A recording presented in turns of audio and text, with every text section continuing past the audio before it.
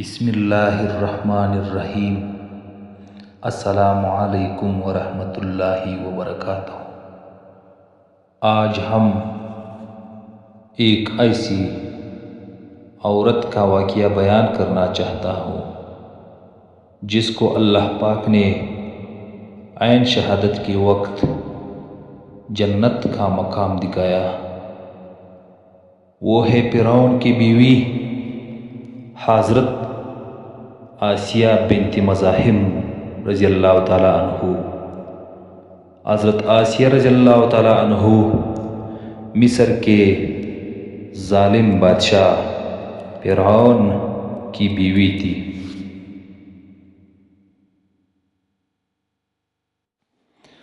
وہ شاہی محل میں رہتے ہوئے بھی دل سے اللہ پاک پر ایمان رکھنے والی تھی، نرم دل اور نیک خاتون تھی۔ اسلام سے پہلے بھی وہ حق کی تلاش میں تھی۔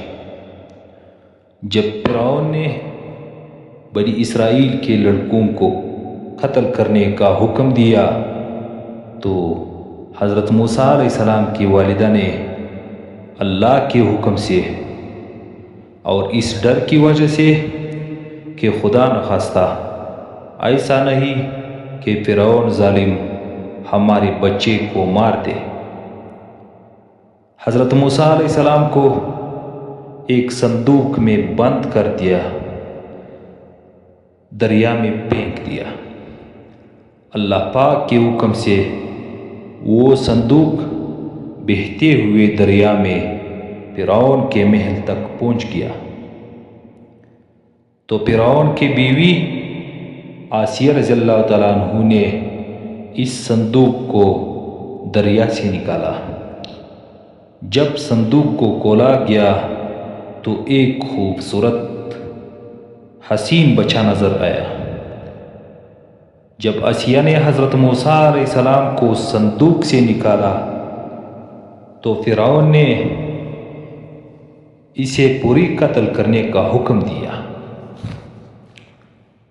مگر حضرت آسیہ رضی اللہ تعالیٰ عنہ نے بڑی محبت سے فرعون کو کہا، اس بچے کو قتل نہیں کرنا، بلکہ یہ بچہ میرے اور تمہارے آنکھوں کی ٹھنڈک ہے، اسے قتل نہ کرو، ممکن ہے یہ ہمیں پیدا دے یا ہم اسے بیٹا بنا لیں۔ یوں حضرت موسیٰ علیہ السلام حضرت عائشہ رضی اللہ تعالیٰ عنہ کی وجہ سے قتل کرنے سے بچ گئے اور زندہ رہے۔ جب حضرت موسیٰ علیہ السلام بڑے ہو کر اللہ پاک کی طرف سے نبی بنے اور اللہ کا پیغام لے آئے تو حضرت آسیہ نے دل ہی میں ان پر ایمان لے آئے۔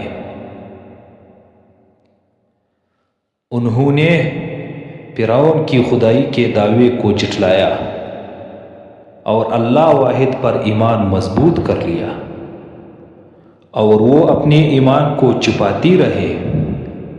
مگر جب فرعون کو علم ہوا کہ آسیہ نے اللہ پاک پر ایمان لایا ہے اور ہمارے جھوٹے دعوے کو چیلنج کیا ہے تو فرعون نے